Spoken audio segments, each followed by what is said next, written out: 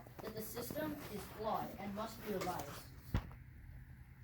Research points out that the system is intrinsically biased and structured to benefit the wealthy. Because of this, I'm on the affirmation of this bill.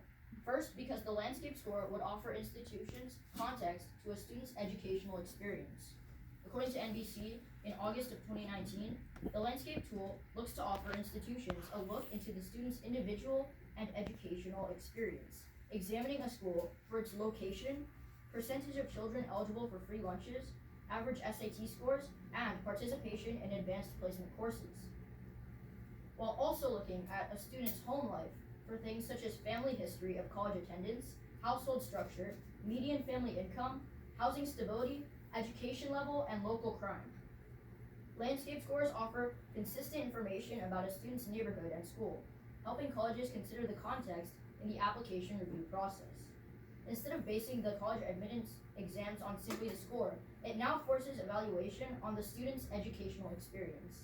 Additionally, we need to restructure our testing system because college admission tests are skewed to favor wealthier families. In his book, SAT Wars, Wake Forest University professor Joseph Soros asserts that the SAT is fundamentally discriminatory. Soros outlines how the composition of questions and process for test preparation discriminates against minorities and tends to favor upper-income students and people of greater financial means.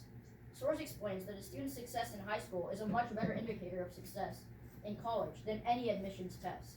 Furthermore, because the landscape score system would promote diversity, the Washington Post reported in May 2019 that several college admissions officials who reviewed the landscape data within the last year found it useful in offering more opportunities to disenfranchised communities.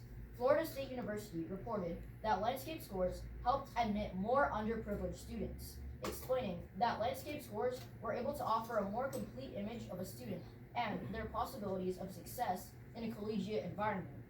Senators, it is because landscape scores diversify the factors that colleges look to for a student's academic success.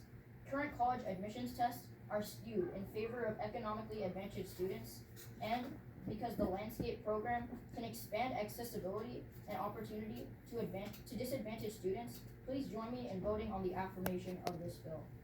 Now, Senator Coe stated that the adversity index would include things like social economic status of the student. However, I believe that the factors that the ETS landscape score takes in are greatly outweigh the adversity index, and so for these reasons, we must affirm.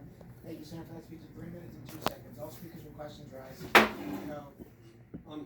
The ETC landscape scores take consideration of their social economic status, while the adversity index actually applies it.